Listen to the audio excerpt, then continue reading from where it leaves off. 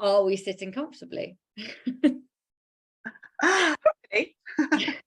So today, guys, I have the amazing, I'm going to pronounce this wrong, so you have to correct me, Anna McClure.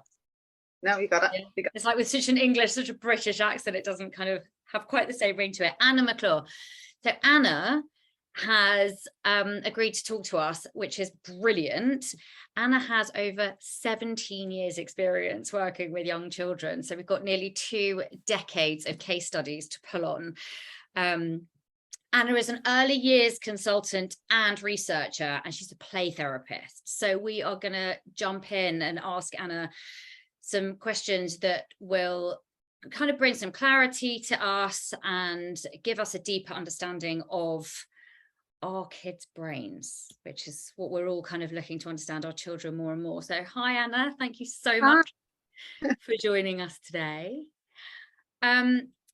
Play therapy. I'd like to just jump in straight at the beginning. Not very many people understand what play therapy is, how it works, and what we can expect to see happening for our kids through that kind of work. Yes, I know what you mean. And I have a few strange looks when I tell people at dinner parties sometimes what my job is. But yeah, so play, that is the natural language of a child. So in their early years, that is how they express themselves, and it is a key into their internal world, really. So I've done a lot of research on play. I did a master's and I did my dissertation on it, and I realized the importance of it for children. And basically my job is helping children process their internal world through play, and looking at the symbolism, the metaphors, and how we get them to express things that might be repressed in the subconscious. So it's basically a creative way for them to basically combine both sides of the brain, the left brain and the right brain. So right. It kind of opens them up a little bit more, and it means that you can get a little bit deeper into maybe what is going on and peel some layers back in some sort of behavioral things that might be going on, or emotional overwhelm or anger or things like that. So what I do is I get into the child's world. I'll see them for sessions. Like most children come for at least 12. Some children are more long term. Yeah. And I work with them and they'll open up. And what I will help the parent do then is find out what is going on with them in a more objective way, help them out maybe with some little tweaks in the attachment, or the way the child is interpreting their world could be very different to the way they feel the child is. Yes. So it's kind of just like it's like basically a person in between to kind of help the little system work a bit better. So you're kind of connecting, that's how children communicate, through their expression of themselves until they learn to articulate more and more, I guess, until that left side of the brain gets more developed.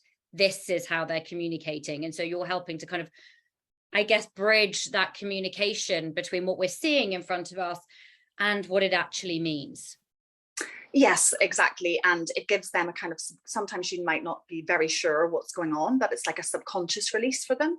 Yeah. So you might not be totally sure what's going on in the session, and then there'll be a shift. So it's about kind of just seeing what works for the child. I'm very individual, so it's different for each child. But I'm very communicative with the parents, because I feel children as minors, they need the parents involved in their process. It's so important. Absolutely.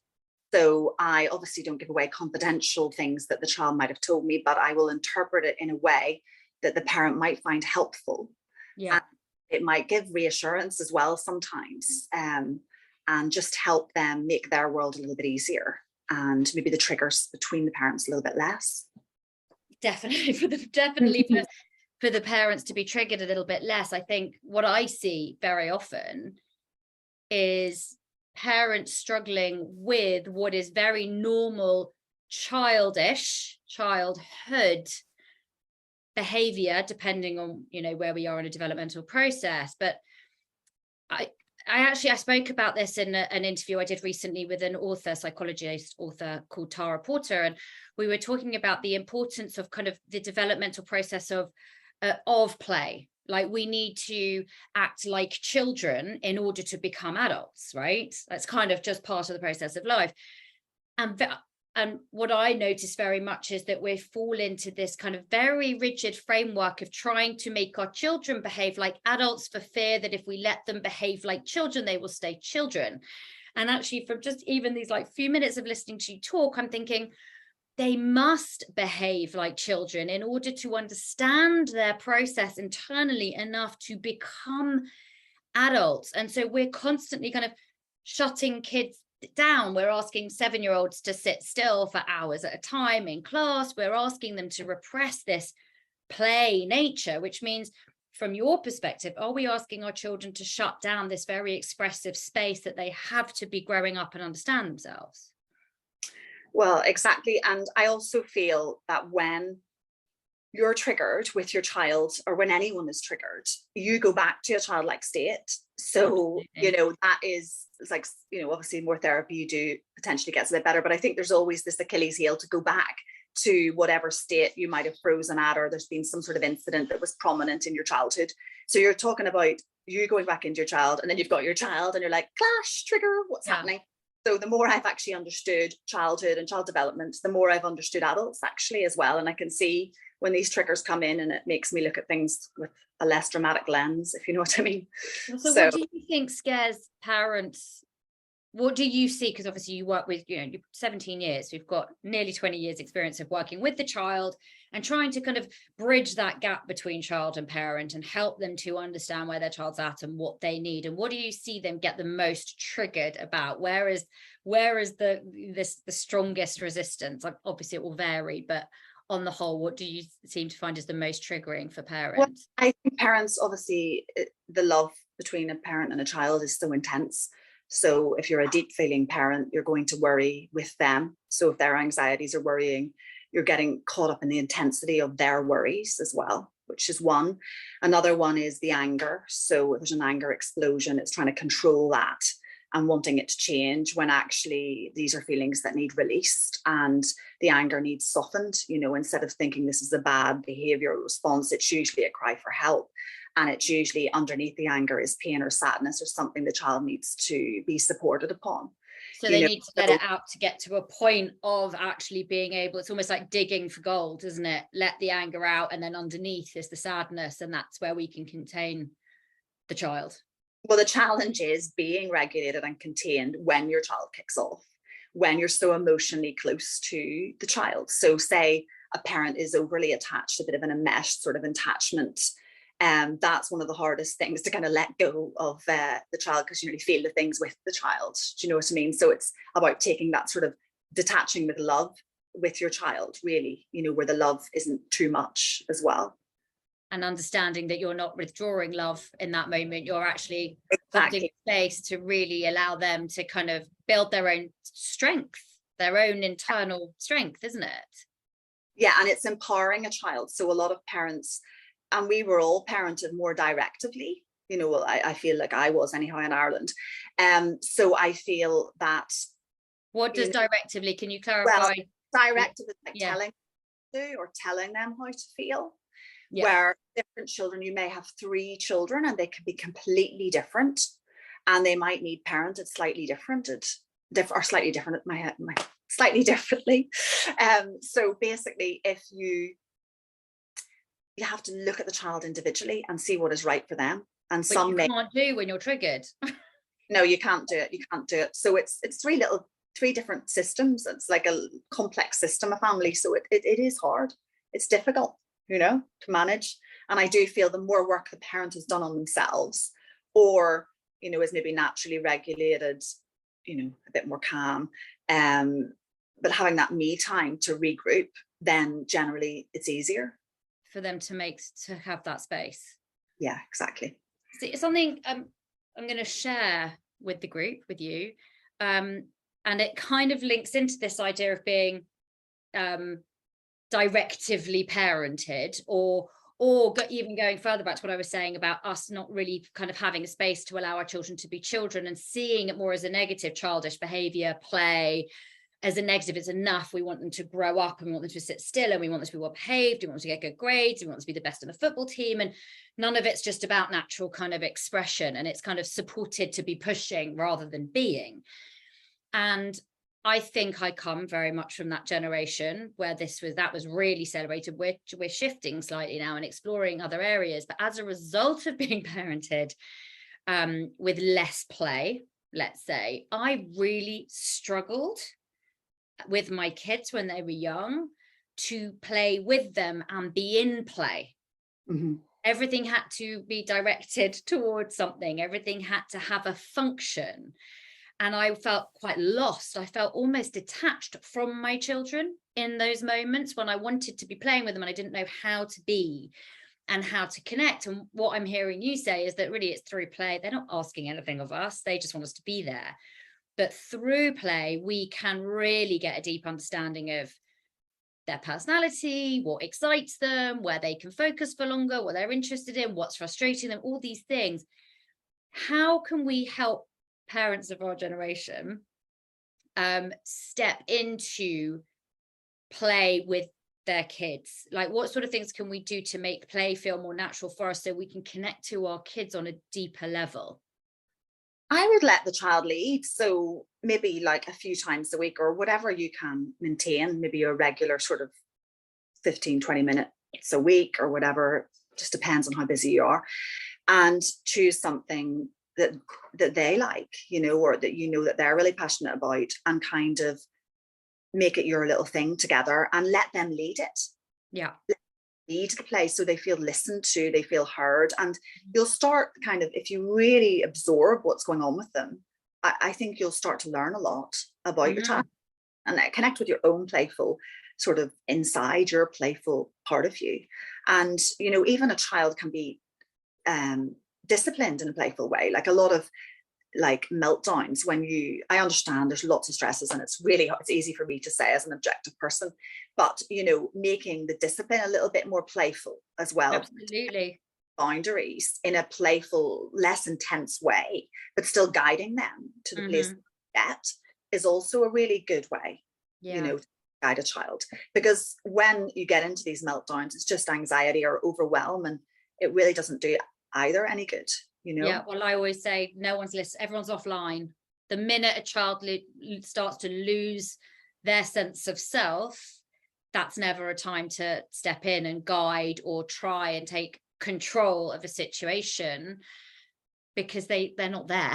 They're like somewhere else trying to regulate, and they can't. So really the focus at that point is always bring regulation back. Exactly. Contain that space. Don't be afraid of modeling like dysregulation. So if you are feeling completely pressure cookered up to your eyes, just go, mommy or daddy needs 10 minutes break. Okay. Their feelings are too big. I'll come back when I feel more calm, because that models that, it isn't perfect. No one is emotionally perfect all the time. And it is okay to see, like I know in Ireland, a lot of things were hidden. But it's actually okay to say, oh, mummies feel sad, obviously in child language, or, oh dear, daddy made a mistake there. That's a big one, celebrating mistakes at home. Well, it is, isn't it? It's just giving them space to make the mistakes and to take space when they need it. It's a very strong, empowering message. Exactly. As long as we don't use the word, I always say, don't use the word you. I need space because you're not behaving well. It's never that. Yeah, exactly. No, I need space because I need space. Because exactly. it's just a lot. As we're talking about connecting and playing and having, I think a lot of parents feel like they don't want to engage in the play because they don't have enough time, like you say, because they view sitting, being open space and time with their child as a whole afternoon or consistent. But like you just said, 10-15 minutes, sitting down and giving them that space at a young age, obviously because you're at more early years, can be really beneficial for them, can't they? Even if they just get 15 minutes of your time 2 or 3 times a week, that's 100% focused on them and their play and what they want to do. That can be enough for them, can't they, to feel more connected to their parent. Exactly. And it doesn't even, even heading up to like 11, 12, like a card game, or, even if it's a video game or whatever it is that they're into, or like football, just kind of engaging in their passions, or start something new together, like, you both start art together or something like that. It's just about quality time that you let the child lead, and the excitement and the curiosity in their little brain, and they feel loved and heard, and it's time. It doesn't have much. It's just, and also children that need certainty, children that are constantly seeking their parent for regulation, if they have that predictability, okay, Monday and Wednesday evenings, that's daddy time, and Tuesday and Thursday, that's mummy time, and it doesn't have to be a long time, but just that it's specific, it's that connection, isn't it? It's that consistency of just coming together and knowing. And they want frameworks, don't they, to work within. Children, they feel safe knowing that there's a frame somewhere, even if it's a wide frame, that they know what's going to happen. Some children need more certainty than others. It depends on personality, but the ones who need predictability, it needs to sometimes be spelt out, or maybe even a visual sort of calendar where this is where it is, and just finding something they are interested in means so much. Exactly.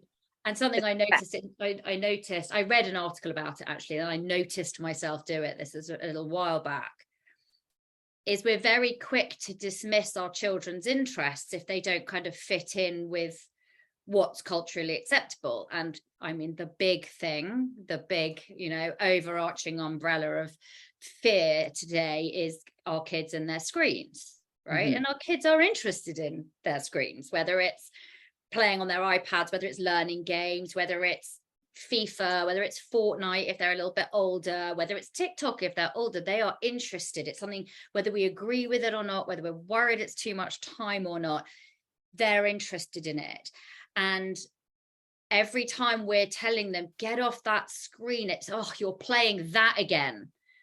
Mm-hmm. We're shaming the thing they're interested in, even if we want them to regulate the time that they're on it. And that's really our responsibility to create that space of how much time, but to be careful not to shame them for the things they're interested in, because we're telling them that we don't care. Yeah. And it's so much more than that for us. We're worried for them, but it actually you're on that again. I mean, after I read the article, I heard it coming out of my mouth and I was like, oh my God, it's just, he's enjoying his game. If I've got a problem with the amount of time he's playing on it, I should make that about me and not put that on him and make him feel like what he's interested in isn't actually interesting. No, exactly. And tech is a big part of future. So the more they are on these sort of things, the more their skills develop as well. So it's like a balance. I do see with kids who've got like a more creative brain or a more sensitive brain, if they're on screens too much, it's even like when they watch too much TV, they kind of internalize things that might scare them or that might worry them more than other children. So it's about a balance of keeping them, safe and still developing skills that they need. Yeah, absolutely. Looking or exploring more about how you say certain children are more sensitive. We talked before about, you do a lot of work now around neurodiversity. Like there's a lot of work coming to you because there's a lot more neurodiverse children out there today, or it seems.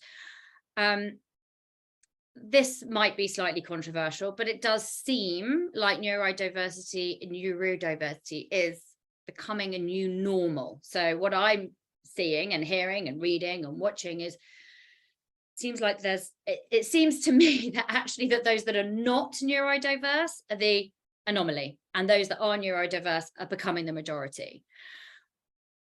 What are your thoughts on that? I mean, it's a difficult subject. What are your thoughts on that? Well, a lot of the children I will get for support, they are finding their emotions overwhelming, and children who are neurodiverse are more sensitive, they're more susceptible to emotional overwhelm.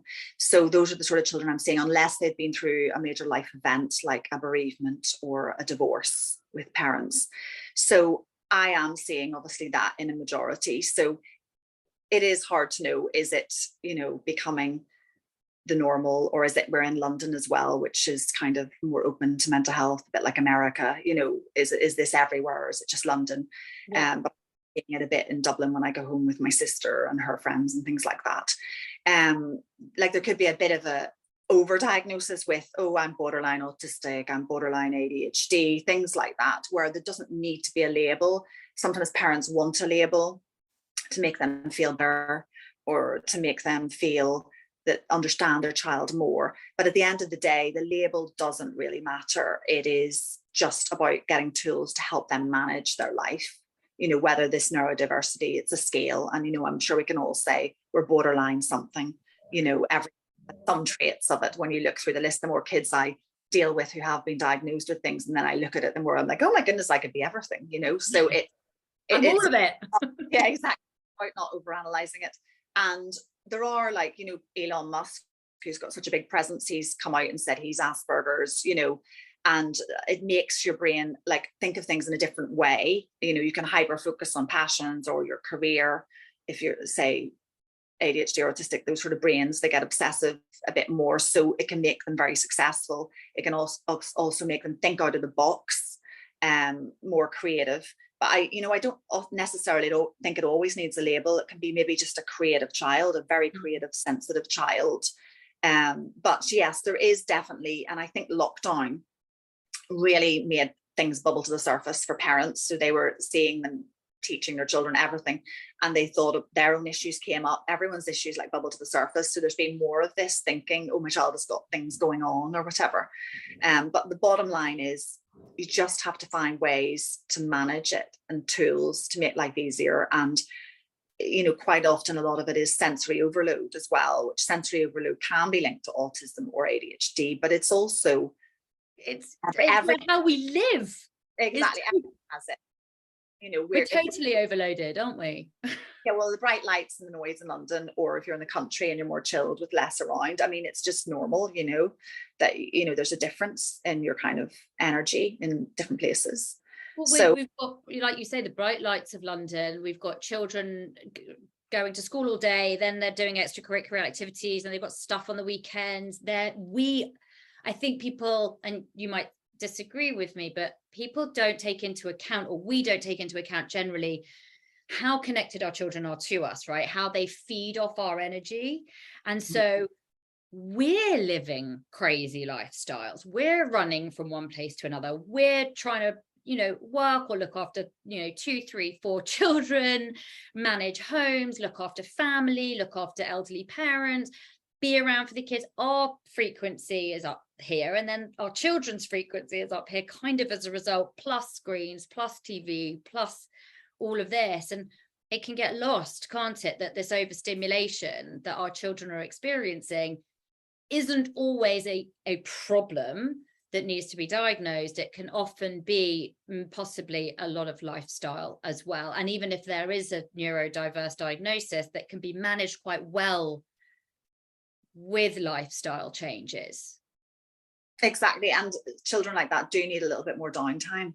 They do sort of relaxing sort of downtime. And yes, exactly, London and the curriculum here, because I actually studied curriculums internationally in my master's. And in Europe, there is more play until a later age. They start writing later.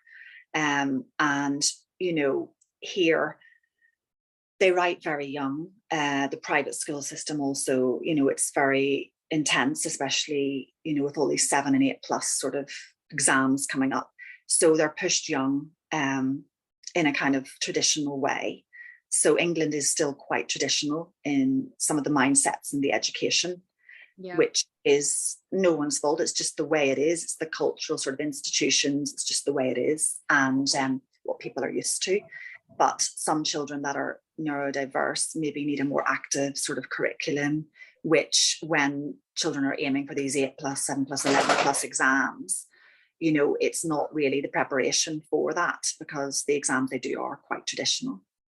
They're sitting for too long, and they're asking. And then we're very aligned with America in terms of kind of the structure of the way that we study and work and learn. And I did read that they are putting children at, I think it's in kindergarten, which is equivalent of 4 years old or 5 years old. They're teaching them year 2 at this age, which their brains can't seem to. It's all very well to want to push them forward, but the brain does have to take the time that it needs to take to be developed enough to do that work and sit for that length of time. There's a reason that a 4-year-old can't sit at a table for an hour and a 12-year-old can.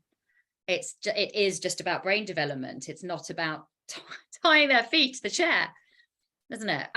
Exactly. And their hand as well. Some of them, developmentally, physically, they can write later, so they can develop bad habits as well if they start writing too young before they're ready. Yeah, that's interesting. They kind of have to really with, I've worked in the curriculums here. I've worked in a European school in Dublin as well. So I've worked in different curriculums, and I just see, with over here, whether it be the state or the private system, they do need to write young, they do. So it's just the way it is. This is just the curriculum. It's learning to live within it, isn't it? It's very easy to read a lot of books and have this understanding of how maybe they should be doing things later, and that can be very difficult for parents, because then it's like a rock and a hard place and we don't know what to do. So it's kind of like, how can we support them through what is, and the choice that we've made to live in the cities that we live and raise them the way that we've raised them? How can we try and make life as flowing and abundant for them really as possible within that structure? Exactly. It's patience and not getting too hooked on how good their writing is at 4, because it is very young and it's coming, and the hand, even the, like you say, the muscles in the hands and actually being able to do it does take some time. Exactly. And if they have any physical sort of developmental or motor skills problem or delay, it does take a bit longer sometimes as well. They all get there, don't they? They do get there. Mm-hmm. So I'm going to ask you just 2 more very short questions, because I don't like to keep anyone too long, and I've already kept you for half an hour.